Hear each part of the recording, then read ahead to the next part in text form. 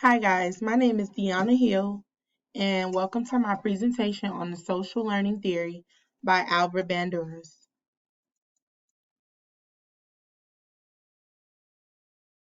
Let's ask, what are some of the main constructs and what is the social learning theory? The social learning theory is the importance of observing and modeling the behaviors, attitudes, and emotional reactions of others.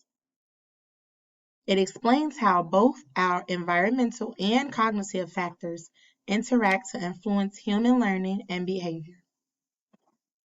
It does this through a process called the mediational process, and this breaks down into four cognitive parts, and that is attention, retention, reproduction, and motivation. Let's talk mediational process. Bandura states that we have four. And through attention, we notice how much or how well the behavior of others affect us. Retention is how well we remember the behavior of others. Motor reproduction is the ability to imitate the behavior. And motivation is the will to perform the behavior, which depends on the outcome of a reward or a punishment. Let's think about some of the examples that I used. Okay, let's think about a TV commercial, right?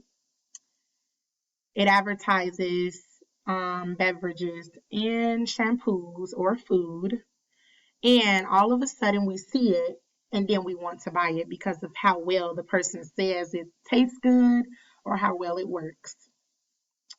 And then we also can think about things like the Bobo doll experiment, which is by Albert Bandura, where he used the child's behavior and he took an adult and he had the adult to manipulate the Bobo doll using aggression to see if a child would react in the same way.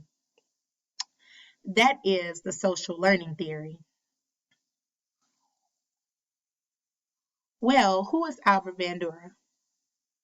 Albert Bandura was born December 4th in 1925. He is an influential social cognitive psychologist who is perhaps best known for his social learning theory, his concept of self-efficacy, and his famous Bobo doll experiments. Bandura earned his master's degree in 1951 and his PhD in clinical psychology in 1952. He was a professor emeritus at Stanford University and is widely regarded as one of the greatest living psychologists. Albert Bandura quotes, "If learning would be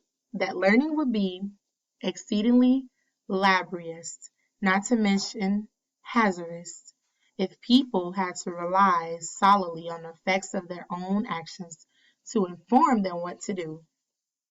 How silly would that be if we based our actions off of what we do and not specifically learning from others around us?"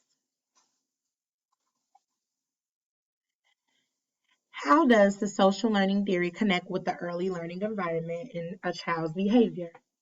Well, let's take a look. A teacher praises a child daily in the classroom for raising their hand and volunteering to answer questions. The next day and the day after, the child continues to raise their hand because she realized that the teacher is proud of her for doing so. So she enjoys being praised with a positive reaction, and she continues to repeat the behavior in class. What just happened here? Social learning theory. How is this social learning theory? Because children in a school setting observe others' behaviors, reactions, and they use it to dictate how they will react back based on the reward or the punishment of the situation.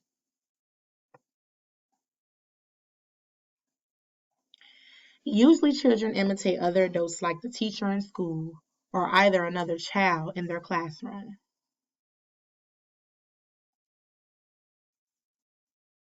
Here are some examples of the mediational process which explains social learning theory. Attention is how much we notice the behavior. So in this scenario, a teacher is standing in front of the class teaching the ABCs while pointing to each of the ABCs with her long ruler, and she says, "What letter comes after D?"